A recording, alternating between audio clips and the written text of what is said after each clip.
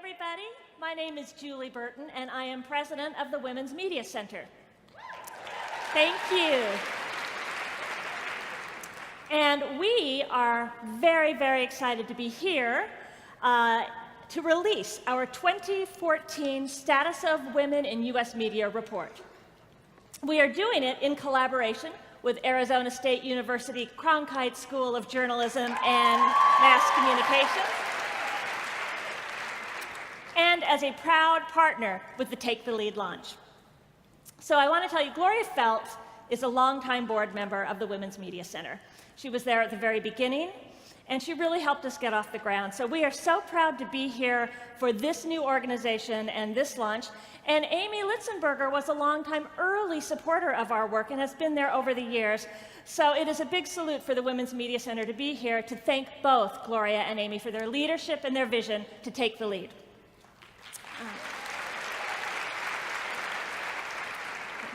We have an amazing panel of women leaders, and they are phenomenal. They set the standard for what a woman in media can achieve and the voice that she can bring to every issue. And before I introduce you to them, however, I wanted to tell you a little bit about the Women's Media Center, what we do, and why this Status of Women in U.S. Media report is so important. Women's Media Center was founded by Jane Fonda, Robin Morgan, and Gloria Steinem. And I hope that you will join with us and be inspired to take the lead for women in media by joining the Women's Media Center by applying for our internships, by pitching our editors to write for us, by building your media skills by taking one of our media training programs, by sharing your expertise as an expert and becoming a member of Women's Media Center SheSource. It's a database of 700 women experts. By spreading the word about our CBS radio show, WMC Live with Robin Morgan.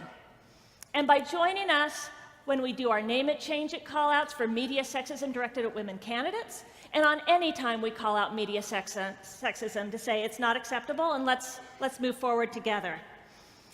All of these programs can be found at womensmediacenter.com. And giving voice to the female half of the country is what we're all about. We are working so hard to create a level playing field. And if we want to change the status of women in media, it's not enough to just focus on the news. We actually have to focus on the culture. We need to make sure that who defines the story, who tells the story, and what the story is, represents women and men equally. The Women's Media Center wants you to see the world differently. By monitoring media, we show you what you don't see and really what you should see. By training women and girls to be media ready, we are changing the face you see in media. By curating original content by talented women writers, we are telling women's stories. And by calling out sexism in media, producing reports like the one we released tonight, and organizing for change, we're holding media accountable. We know that what we see in media tells us who we are and what we can be. So if we see it, we know we can be it.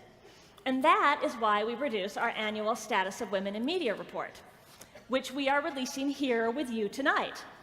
It provides a roadmap of where we are in our society, and really, it's a lot of challenging news in this report because we're not where we need to be, but it's also the roadmap of where we need to go, and that's the good news.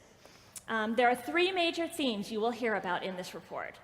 One is on almost every single media platform, and we're talking about newspapers, online-only news sites, television, radio, social media, video games, film, television, sports news, newsmakers, and in corporate and technology leadership.